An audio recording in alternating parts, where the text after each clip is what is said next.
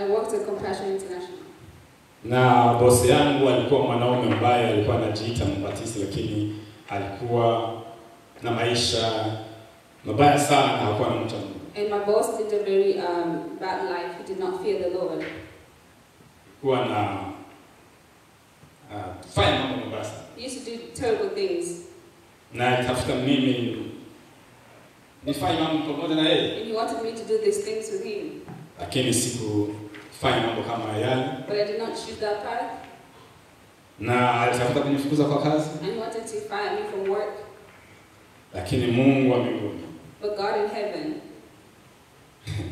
alifanya jambo kubwa sana. He did a huge thing. Watu wa Compassion hapa Colorado Springs. People in Compassion, Colorado Springs. in Colorado Springs. Walikuja Afrika. They came to Africa.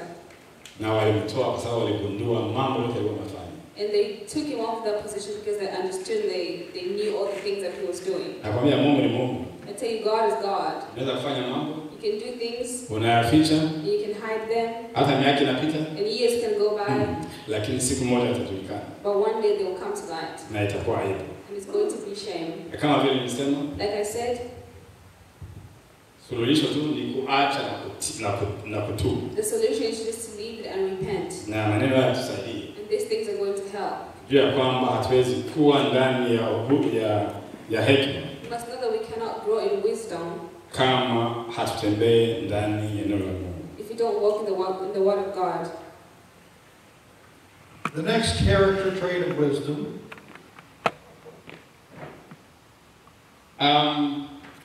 Tabia nyingine ya hekima is humility. ni unyenyekevu. A wise person is truly humble. Mtu ambaye ana hekima yeye ni mnyenyekevu. A wise person understands that everything in their life Watu ambao wana hekima wanaelewa kwamba kila kitu katika maisha yao, everything good in their life kila kitu kizuri katika maisha yao is a gift of God. ni karama kutoka kwa Mungu. They couldn't do it on their own. Hawezi kufanya kitu bila usaidizi wa Mungu. The wise person doesn't have pride. Mtu ambaye ana hekima hana kiburi. The wise person doesn't have an ego. Mtu ambaye ana hekima hana umimi, ubinafsi. The wise person credits God instead of taking praise for him or herself. Mtu ambaye ana hekima anamshukuru Mungu kwa mambo anatenda kuliko kujisifu yeye. In contrast, Lakini the foolish person is always driven by pride and ego. asiye na akili huyo anaongozwa na kiburi na ubinafsi. And since they are driven by pride and ego, Na kwa sababu wanaongozwa na kiburi na ubinafsi, they make mistakes wanafanya makosa. because they think everything that they say or do is good, Kwa sababu wanakubali mambo ambayo wanafanya yote, when it's not. When it is not. wakati haifanyike hiyo. And so humility Na ni kusema unyenyekevu is really very important if you're going to be wise. nikwambie ni kitu lazima sana kama wewe utakuwa na hekima. Na hiyo ni kweli. That is true. Hata Biblia katika Agano la Kale na Agano Jipya In the Bible, in the Old Testament and the New Testament, inatufundisha mambo hayo. it's teaching us these things. Ngoja niwaambie kanisa. Let me tell you something, church. Kiburi nini? Kiburi ni nini? Pride. What is pride? Kiburi ni kuweka ubinafsi mbele. Pride is putting self first. Unafikiria kwamba vile unavyo You think of the things you have, na vile unavyofanya the things you do, vinatoka kwa nguvu zako, it comes from your own strength. na hiyo ni upumbavu. And that's foolishness. Kwa sababu kweli ni ya kwamba Because the truth is that hakuna kitu tunacho, nothing that you have, hakuna kitu tunaweza nothing that you can do bila Mungu. without God. Ndiyo maana mwimbaji That's what this singer, akasema, bila wewe Bwana sifanye nini? without you God, Bila wewe Bwana sifanye nini?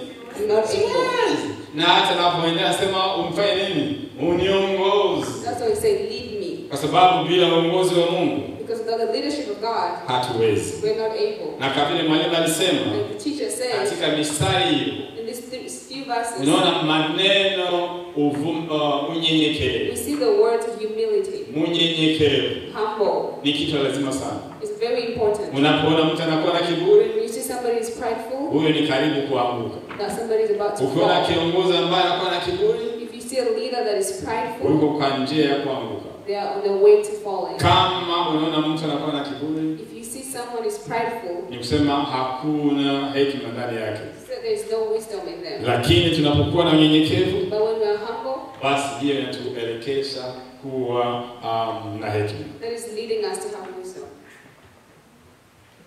A wise person is also someone who is secure. Pia mtu ambaye ana hekima ni mtu ambaye tukisachua nisema haogopi kusema wenyewe watachukua vyake, iko secure. The wise person is not insecure and anxious and always trying to people please.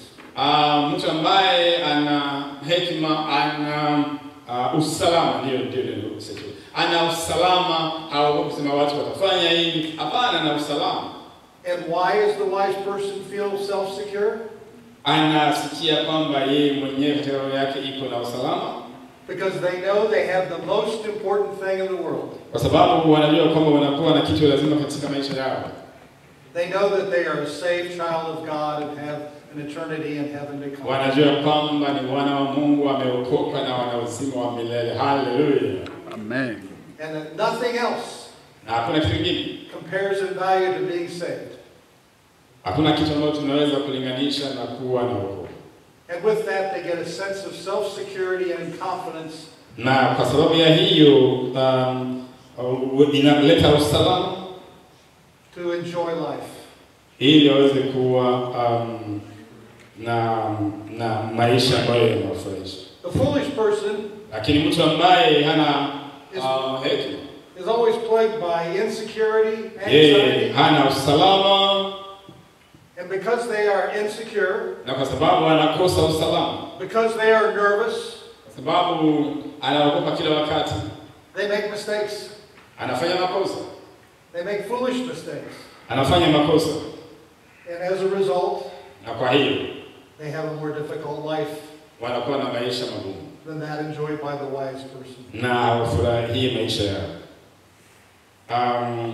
Kama vile mwalimu amesema, Like the teacher has said, wakati unakuwa na hekima, when you have wisdom, unakuwa na usalama ndani ya roho you yako. come to have peace in your heart. Haufikiri kusema watu watasema kuhusu mimi. You're not going to think what people are going to say about me. Hauogopi maisha ya kesho. You're not going to be afraid of tomorrow.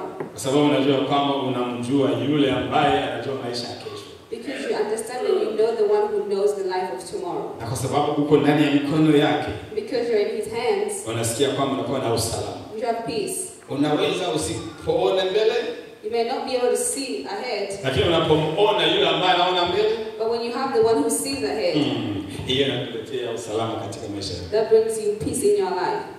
Na katika Yohana sura 14, The book of John 14, Yesu aliacha kitu lazima kwa wanafunzi wake, Jesus left something very important on his disciples. salama. Peace. Na wakati unakuwa na salama ndani ya moyo wako, When you have peace in your heart, hiyo ni sehemu kubwa katika maisha yako. that is a big thing in your life. Na wana wa Mungu And the children of God, lazima wawe na salama. they ought to be peaceful. Lazima wawe na hiyo hali ya kuogopa mambo ambayo yanawazunguka, They have to not be anxious about the things surrounding them, lakini kujua kwamba Mungu anawajali but to know that God sees them. na Mungu anakuwa na nguvu kwa hiyo mambo yote. And God is powerful around in all these things. Na wakati wanafikiri kuhusu mambo ya kesho, When they're thinking about the things of tomorrow, hata asipoelewa, you know what they don't understand, hata asipoona, when they don't see, lazima wasikie kwamba wanakuwa na usalama, they have to know that they are peaceful. kwa sababu Bwana wao Because God ni mfalme wa salama. is a king of peace. A wise person is also a caring person. Mtu ambaye ana hekima pia ni mtu ambaye anajali wengine.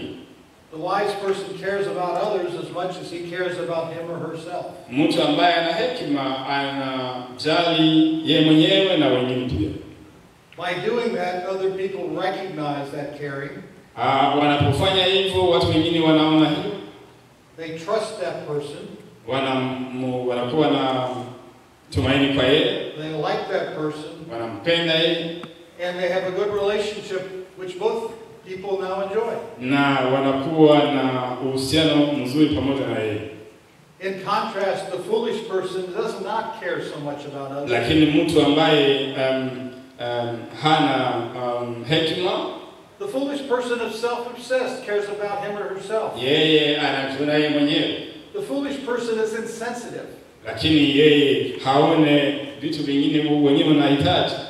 And because they are insensitive, na kwa sababu haone mambo hayo, they overlook key facts. Anaona tu mambo ya kumfaa. They make mistakes. Anafanya makosa.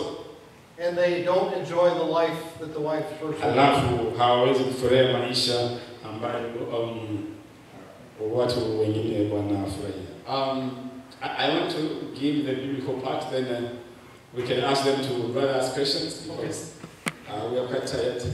Yeah. And we can close here and continue next time. Sure. Nasema kwamba nitatoa maelezo kidogo alafu mnaweza kusema swali alafu tunaweza kumalizia hapo. Na kama vile mwalimu amesema, the teacher said, mtu ambaye ana hekima, the person with wisdom, hajioni yeye mwenyewe, does not see themselves, lakini anaona hata wengine. but they see others. Na wakati anaona wengine, When they see others, basi wengine watajua kwamba anajali hata wengine. even others who understand that they care for others, Watampenda they're going to love him, na hata watamkubali. they're going to accept him. Kwa sababu wanajua kwamba si mtu wa ubinafsi. Because they know that it's not a selfish person. Katika Mathayo 22, The book of Matthew 22, unaweza kusoma vile Yesu alijibu. Jesus replied, "Love the Lord your God with all your heart and with all your soul and with all your mind. This is the first and the greatest commandment, and the second is like it. Love your neighbor as you love yourself. All the law and the prophets hang on these two commandments." Unajua usikiwa kudanganya kusema nampenda Mungu. Let no one lie to you that they love God. Kama hapendi wenzake. They don't love each other. Kwanza Yohana alisema hivyo pia. Even John said that.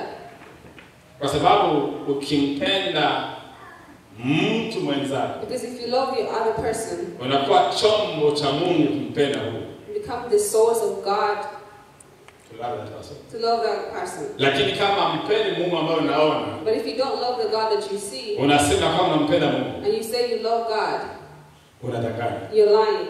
Na hiyo haiko hekima. And that's not wisdom. Mtu ambaye ana hekima, The person with wisdom anajipenda, loves themselves. anapenda mwenzake, They love their neighbor, na anapenda Mungu. they love God. Na unapojipenda, When you love yourself, unapenda you mwingine, love your neighbor, hiyo ni ushuhuda kwamba kumbe unampenda Mungu. there's a testimony that you truly love God. Lakini kama unasema unampenda But Mungu, if you say you love God, haujipendi, and you don't love yourself, utaniuliza namna gani siwezi kujipenda? you can ask me, how is it that I cannot love myself? Wakati kila wakati unasema watu wananiona namna gani? When you keep on complaining, comparing yourself with Labda people, sikuumbwa vizuri. or maybe I was not created well, Labda sifanani vizuri. maybe I don't look well, Haujipendi. you don't love yourself. Mungu amekuumba vizuri sana. God has created you very well. You are wonderfully made. You're wonderfully and fearfully Ona made. mwingine mwambie you are wonderfully made. Tell your neighbor you're wonderfully and fearfully made. Wonderfully made. Lazima tujipende We wenyewe. have to love ourselves Kwa sababu Mungu ametupenda hata. because God loved us first. Lakini lazima tupende wengine. We also have to love our Na neighbors. hii inaonyesha kama tunampenda Mungu. And that shows that we love Na God. katika Filipi sura 2, In Philippians chapter 2, mstari wa 4, verse 4, unaweza kusoma?